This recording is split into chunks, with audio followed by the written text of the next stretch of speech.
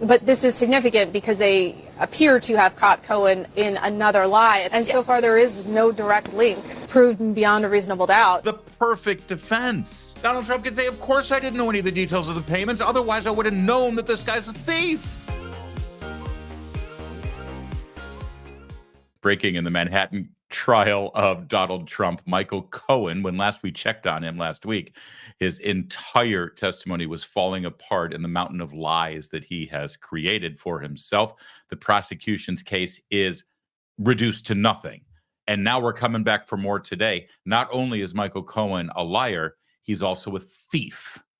Yeah, that's right. How many commandments can one man break in his testimony against Donald Trump? Here's how MSNBC delivered the sad news.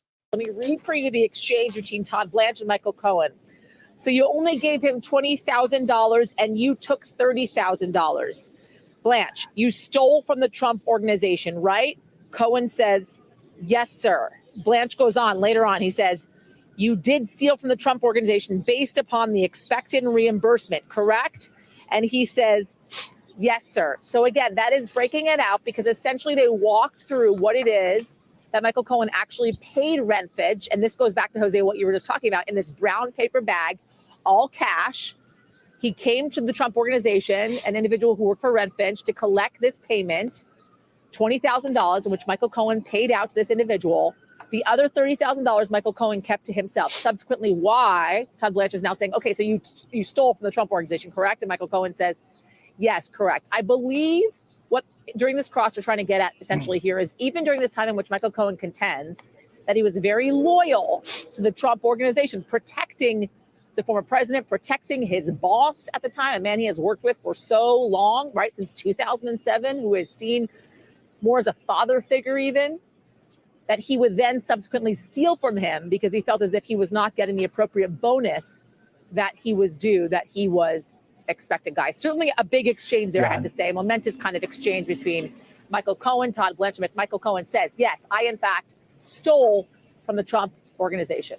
I mean, what a great character witness, right? I mean, this is it. This is their final witness, by the way. You have to understand something.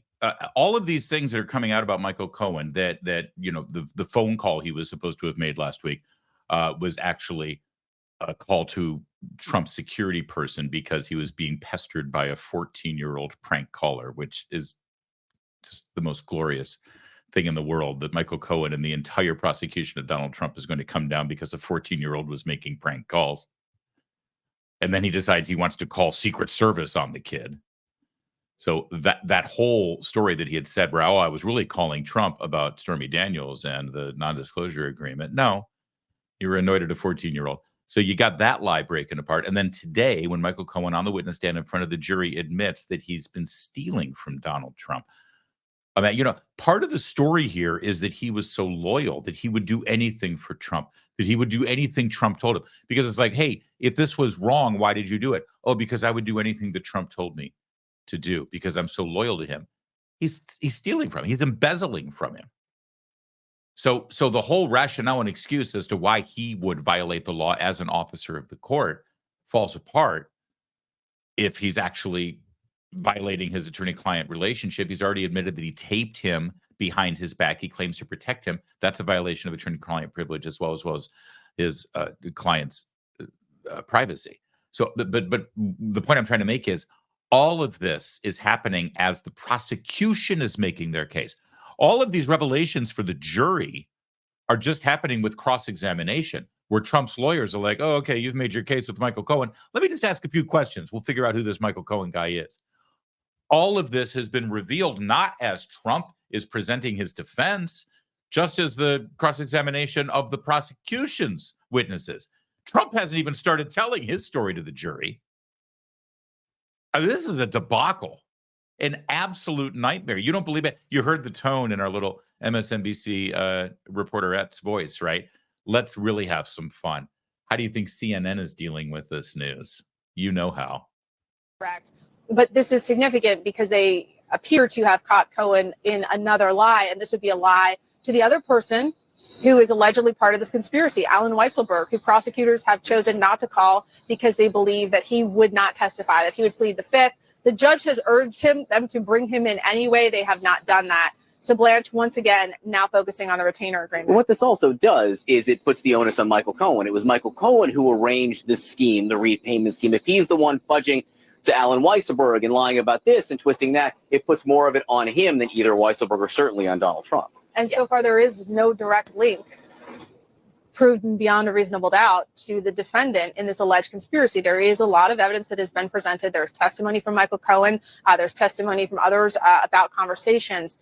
But that is the goal of the defense team. Mm-hmm. And this right here, this line of questioning, so far, they have established that Cohen may have lied in order to get some of this money. But the prosecution's going to get up and talk. Yeah, he lied to get the money and then kept extra money. And listen, stealing from your client as a lawyer, I mean, maybe that's just the way Michael Cohen or other New York lawyers do it, I suppose, when you're dealing with one of the richest men in that city. But this is even more significant because the money that he is dipping into and taking is the direct money that was part of the retainer that he then used for this Stormy Daniels payment. This is the payment that Donald Trump said that he didn't know he was paying it. Michael Cohen said, I need this kind of money for this kind of thing and the stuff that I'm doing for the legal fees. So he said, here's the money. He writes it as a legal fee. This is further evidence that Donald Trump was not intimately involved, even non-intimate and even cordially involved in the details of the money that Michael Cohen was bringing in for legal fees to handle his affairs. Right? Because Michael Cohen is literally lying about how much he needs so he can skim off the top and keep it for himself. Donald Trump can pretty validly, in making his defense to the jury, say, listen, I really didn't know what Michael Cohen was doing. He told me he needed money for legal fees. I trusted him. He's my lawyer. I paid him. Clearly, I didn't know the details of any payments to the actress for a non-disclosure agreement because he was stealing from me. If I had known the details of the agreement and the payments, then I would have known he was stealing from me. I mean, it is truly the perfect defense. And Michael Cohen just admitted to it, just gave him that defense. Donald Trump could say, of course I didn't know any of the details of the payments. Otherwise, I would have known that this guy's a thief. And you just heard the CNN reporter there say there is no evidence beyond a reasonable doubt linking the defendant. She said the defendant. Do you know who that's Donald Trump? She refused to say the words that there's no evidence linking Donald Trump to the crime. So instead she said the defendant. And by the way, if there's no evidence linking Donald Trump to this alleged crime at this point in the trial, the evidence doesn't exist because this is the end of the prosecution's case. They've already done all of their questioning of Mr. Cohen. It's over. The defense is just doing cross-examination. There may be some redirect on some points that came out during cross-examination, but if they have not made their case directly linking, even indirectly linking Donald Trump to this crime, it's over. It's over if you have an honest jury. It's over if you have an honest judge. It's over if you have an honest process. I'm not sold that we have that. This is going to play itself out. There may be even more bombshells later today, but here's the thing. It's like Michael Cohen is getting up on the witness stand today saying, hey, I know I had a rough week last week, but listen, guys, everyone's calling me a liar. Everyone's calling me a liar, and that's not fair. I'm not a liar. I'm a liar and a thief. Get it right. Let's see what happens. There may be more revelations today. There may be even more examples of perjury or other crimes that Michael Cohen is admitting to on the stand, like he did today, admitting to embezzling from his client. He certainly doesn't look like somebody that the jury should trust in any way whatsoever, especially with the stakes that this case has, and the jury is well aware of that. Everyone says that 87% of the jury voted for Joe Biden. Well, I mean, I hear you. That means 13% of them didn't. I think that means, if I'm doing the math right, 2% of the jurors. All it takes is one. All it takes is one honest man in New York or woman in New York to see this for what it is. Except for this. And I just want to give you this quick forewarning because I don't want to be too confident. And I don't want you to get too confident on this because everybody everybody watching this process play out in New York, everybody watching it transpire in corporate-owned media, and yes, every single one of you watching this right now on our over-the-top streaming media that we're able to go directly to you and bypass the gatekeepers in corporate media. Every single person should be expecting a conviction here. Anything short of a conviction should be a shock to everyone involved. And I want to prepare you for the next step here, because even though Michael Cohen's testimony has fallen apart, even though their star witness is a complete and total fraud, a lying, thieving fraud, all of this rests on the judge. The judge has one last, if I may, trump card here, because it is the judge who directs the jury as to how they are to reach their verdict.